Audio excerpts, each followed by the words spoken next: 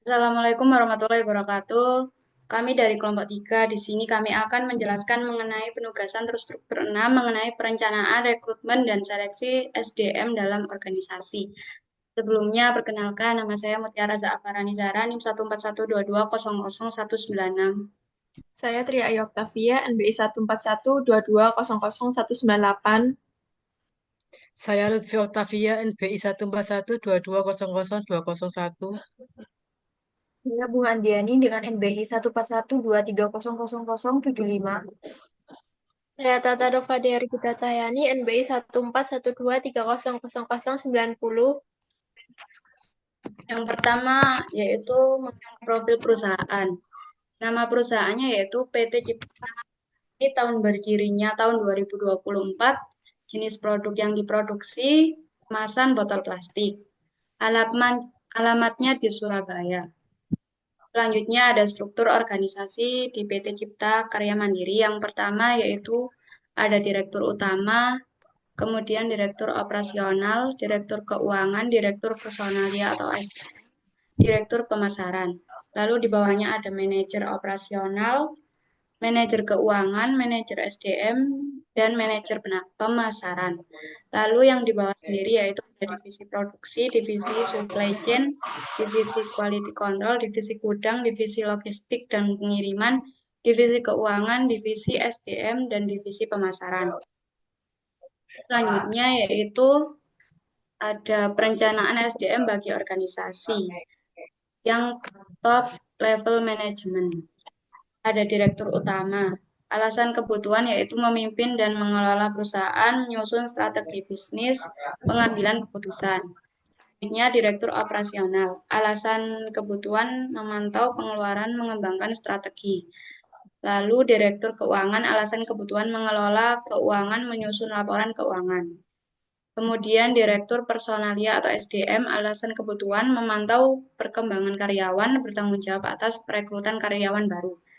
Lalu ada direktur pemasaran. Alasan kebutuhannya melakukan riset pasar, mengawasi tim pemasaran, menentukan strategi harga. Selanjutnya ada middle level management. Manajemen operasional, alasan kebutuhannya menjaga hubungan baik dengan pemasok, menjaga kualitas produk. Manajemen keuangan, alasan kebutuhan untuk mengontrol biaya pengeluaran dan pemasukan perusahaan, menghubungkan antara perusahaan dengan investor.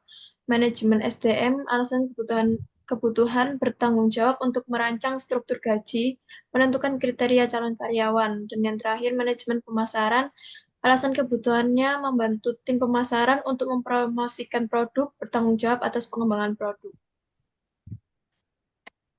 Selanjutnya ada lower level management. Divisi produksi, alasan kebutuhan bertugas untuk memantau dan mengontrol tahapan proses produksi, bertanggung jawab memastikan bahan baku yang digunakan dalam proses produksi berkualitas baik. Divisi supply chain, alasan kebutuhan bertanggung jawab untuk memastikan bahwa bahan baku yang diperlukan dalam jumlah yang cukup. Divisi quality control, alasan kebutuhan bertanggung jawab untuk memantau dan menguji produk pada setiap produksi, melakukan analisis untuk memastikan produk tersebut cacat atau tidak memenuhi standar. Divisi gudang, alasan kebutuhan menjaga kebersihan di area gudang, bertanggung jawab bahwa semua barang yang diterima diperiksa dan dicatat dengan benar. Divisi logistik dan pengiriman, alasan kebutuhan memastikan bahwa produk yang diterima sesuai dengan standar kualitas yang telah ditetapkan. Divisi keuangan, alasan kebutuhan mencari sumber dana yang diperlukan, bertanggung jawab untuk mengelola risiko finansial dan mengatur arus kas.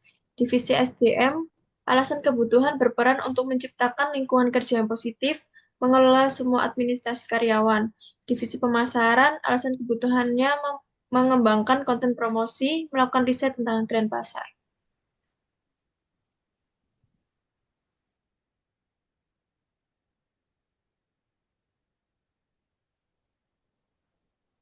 Selanjutnya untuk metode rekrutmen di PT Cipta Karya Mandiri. 1. Metode internal, penawaran terbuka untuk suatu jabatan atau job position programs. Selanjutnya, perbantuan pekerjaan Departemen Employees ketika walk-ins dan write-ins pelamar yang datang dan menulis lamaran sendiri. Keempat, rekomendasi dari karyawan, teman, anggota, keluarga karyawan, perusahaan sendiri atau karyawan-karyawan perusahaan lain. Kelima, pengiklanan seperti surat kabar, majalah, televisi, radio, dan media lainnya. Keenam, program pelatihan kerja yang diselenggarakan pihak swasta biasanya juga sebagai lembaga yang secara khusus menyediakan jasa pelatihan tertentu. Untuk kedua, metode eksternalnya, pertama, lamaran tertulis atau write-ins. Para pelamar yang mengajukan lamaran tertulis melengkapi surat lamarannya dengan berbagai bahan tertulis mengenai dirinya, seperti surat keterangan berbadan sehat dari dokter dan lain-lain. Kedua, situs web karir perusahaan PT Cipta Karya Mandiri. Situs kerja yang dapat diakses dari homepage PT Cipta Karya Mandiri yang menampilkan daftar posisi-posisi yang tersedia di perusahaan dan memfasilitasi para pelamar untuk melamar kerja pada jabatan-jabatan tertentu. Ketiga, PT Cipta Karya Mandiri bekerja sama dengan lembaga pendidikan. Lembaga pendidikan sebagai sumber rekrutmen tenaga kerja baru adalah yang menyelenggarakan pendidikan tingkat sekolah menengah tingkat atas dan pendidikan tinggi.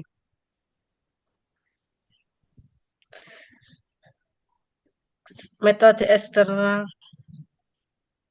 PT Cipta Karya Mandiri bekerjasama dengan instansi pemerintah. Di setiap pemerintahan negara dapat dipastikan adanya instansi yang tugas fungsionalnya mengurus ketenagakerjaan secara nasional seperti Departemen Tenaga Kerja, Departemen Pemburuhan, Departemen Sumber Daya Manusia atau instansi pemerintah yang cakupan tugas sejenis. Selanjutnya, PT Cipta Karya Mandiri bekerjasama dengan lembaga pendidikan.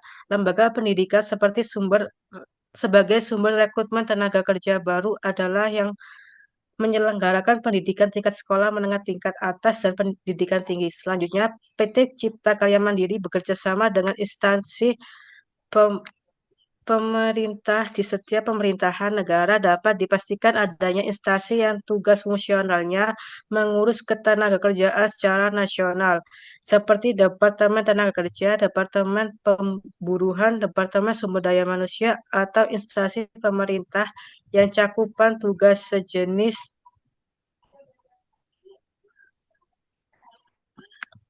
Selanjutnya yaitu ada proses seleksi di PT Cipta Karya Mandiri. Yang pertama, seleksi administrasi. Seleksi administrasi adalah tahap awal penyaringan pelamar berdasarkan kelengkapan dan kesesuaian dokumen seperti surat lamaran, CV, dan sertifikat pendidikan. Tim HRD menilai kelayakan pelamar dan yang memenuhi persyaratan diumumkan untuk melanjutkan ke tahap berikutnya. Tujuan tahapan ini adalah menghemat waktu, sumber daya, dan meningkatkan kualitas kandidat.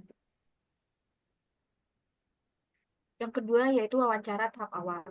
Wawancara tahap awal dilakukan setelah pelamar lolos seleksi administrasi. Pada tahap ini, pelamar dievaluasi berdasarkan penampilan dan keterampilan komunikasi dengan pertanyaan mengenai identitas, latar belakang pendidikan, alasan pelamar, pemahaman posisi, dan gaji yang diharapkan. Pelamar yang memenuhi kriteria akan melanjutkan ke tahap berikutnya. Yang ketiga ada tes psikotes. Tes psikologi dilakukan untuk mengetahui keadaan diri calon tenaga kerja apabila diberikan sejumlah tugas dan pekerjaan. Tes ini biasanya digolongkan ke dalam 5 macam diantaranya. Yang pertama yaitu tes kecerdasan atau intelligent test. Yang kedua ada tes prestasi atau achievement test. Yang ketiga tes bakat atau aptitude test. Dan yang keempat tes minat atau interest test. Dan yang terakhir tes kepribadian. Selanjutnya yaitu yang keempat ada wawancara lanjutan. Proses wawancara lanjutan merupakan tahap berikutnya untuk mendapatkan penjelasan lebih rinci tentang informasi yang belum diperoleh pada wawancara awal, sehingga organisasi dapat memperoleh data latar belakang pelamar yang lebih lengkap dan detail. Yang kelima, persetujuan atasan langsung. Seleksi persetujuan atasan langsung di mana setelah calon karyawan lulus seleksi, panitia mengajukan persetujuan kepada pimpinan atau atasan perusahaan untuk mempertimbangkan penerimaan pelamar. Supervisor yang membutuhkan tenaga kerja akan melakukan wawancara khusus sesuai jenis pekerjaan dan menilai mereka akan menjadi keputusan akhir mengenai penerimaan calon karyawan. Selanjutnya ada mekanisme penempatan SDM baru. Pertama, penentuan penempatan, seperti menempatkan kandidat pada posisi yang sesuai dengan kemampuan dan pengalaman. Yang kedua, kandidat yang diterima diberikan surat penawaran yang cukup detail posisi, gaji, tunjangan, dan kebijakan kerja. Yang kedua, ada program onboarding dan orientasi, seperti memberikan pengarahan tentang kebijakan perusahaan, budaya kerja, dan orientasi tugas. Selanjutnya, memperkenalkan karyawan baru kepada struktur organisasi, tim kerja, dan atasan langsung. Lalu memberikan pelatihan dasar terkait tugas dan tanggung jawab seperti penggunaan alat kerja atau aplikasi tertentu. Yang ketiga, ada pendampingan selama masa adaptasi, seperti memberikan mentor atau supervisor yang bertanggung jawab membimbing karyawan baru selama periode adaptasi.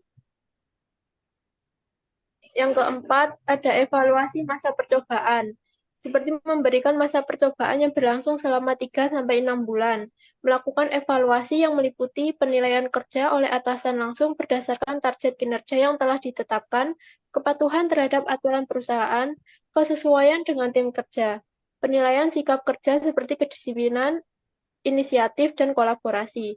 Selanjutnya ada setelah masa percobaan, hasil evaluasi menentukan karyawan akan diterima sebagai karyawan tetap, perlu pelatihan tambahan atau dipindahkan ke posisi yang lebih cocok, dan tidak dilanjutkan kontraknya jika tidak memenuhi ekspektasi.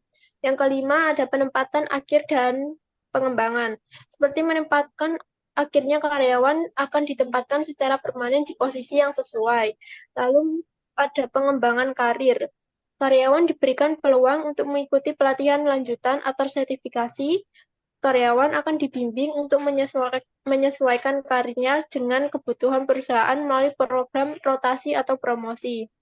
Selanjutnya, melibatkan karyawan dalam proyek strategis untuk meningkatkan pengalaman. Baik, sekian terima kasih penjelasan dari kelompok kami. Wassalamualaikum warahmatullahi wabarakatuh.